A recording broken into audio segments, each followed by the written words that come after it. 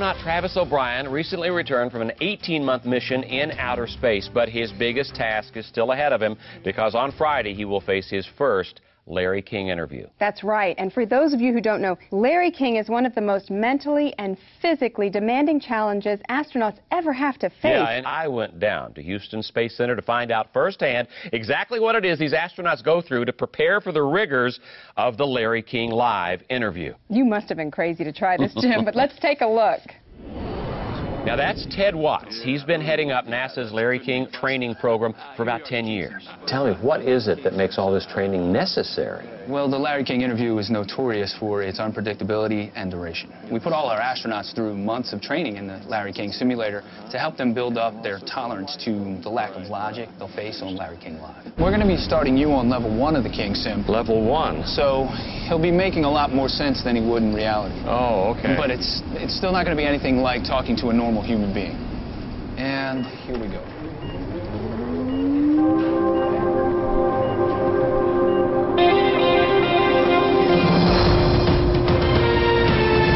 Tonight, unfiltered, unpredictable, unleashed. Watts had warned me that hearing King bark out in staccato sentences the show's lineup causes a severe spike in blood pressure, and I certainly felt that. What do you make of Dancing with the Stars? You like that show? I've never seen it.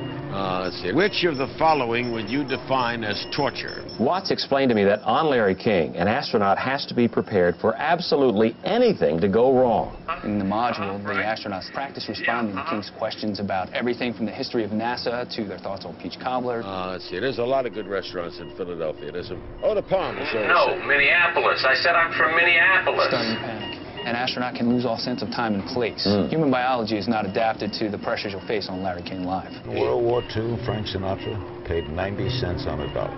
How do you react to that? Oh, really? Just 90 cents, huh? Are you nervous? Are you scared? Oh, yeah. Well, to be honest, it did get a little bit easier once I realized that when he said we, he was just talking about himself. Oh, no. This isn't good. Jim just mentioned Marlon Brando. Larry King's going to spin into an out-of-control name-dropping vortex. Buck Hudson, Ryan Seacrest, Rosie O'Donnell, Miley Cyrus, Sean Penn, Sidney Poitier, Jim Ruth Graham, Warren Fitzwater, Willie Nelson, Tyrone, Oprah, I Pavarotti, don't know what you want me to say. Wow, Jim, I just don't know how you held on this long. Most astronauts will tell you, until you actually feel the intense heat of his breath on your face, you really can't know what it's like. We'll be right back. Don't go away.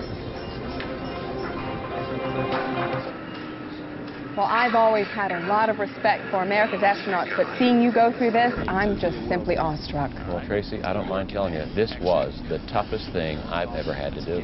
Well, we're just glad you're back and back safe. Me too. Next, John Stamos will be joining us to talk about ER, which is celebrating its airing of its 200th Homeless Man Holds the Emergency Room Hostage episode this week.